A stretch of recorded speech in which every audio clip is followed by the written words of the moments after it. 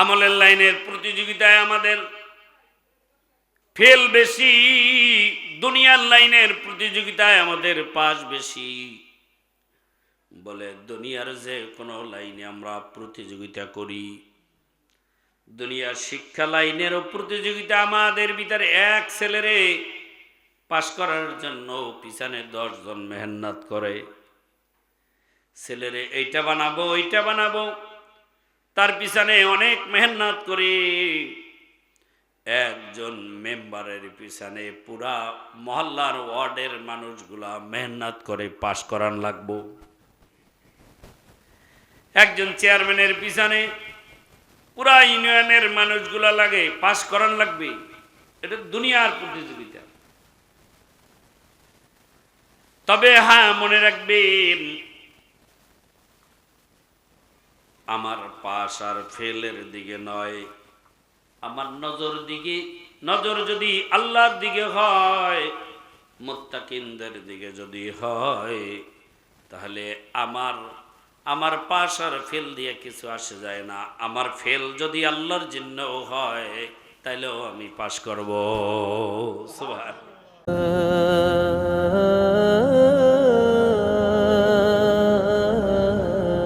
রজব মাস, সুবহানাল্লাহ।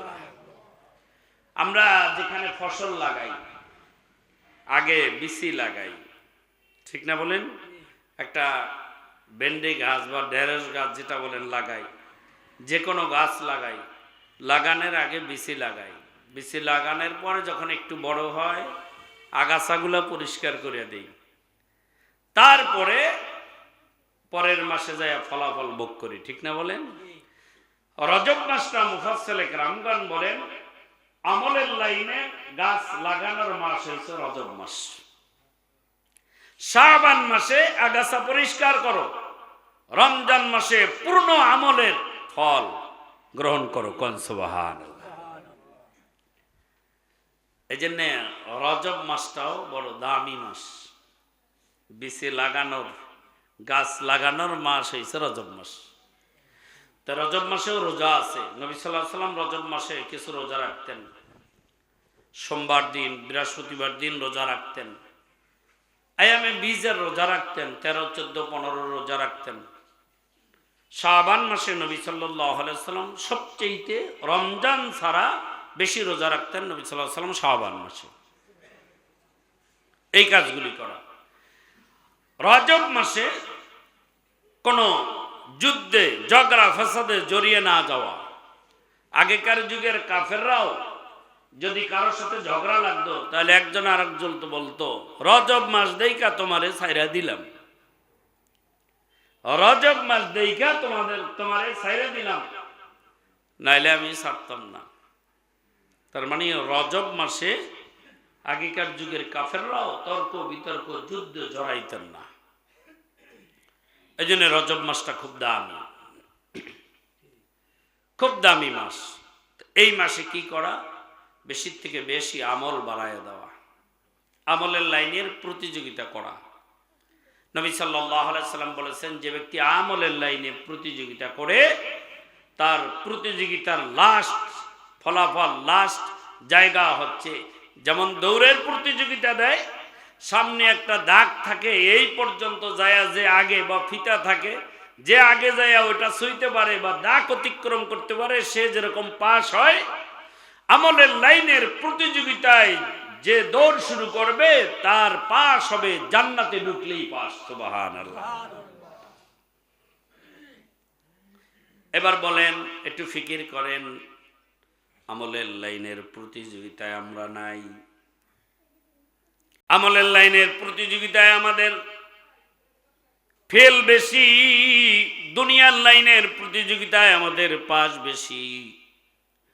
বলে দুনিয়ার যে কোনো লাইনে আমরা প্রতিযোগিতা করি, দুনিয়ার শিক্ষা লাইনেরও প্রতিযোগিতা আমাদের ভিতরে এক ছেলেরে পাস করার জন্য পিছনে 10 জন মেহনত করে।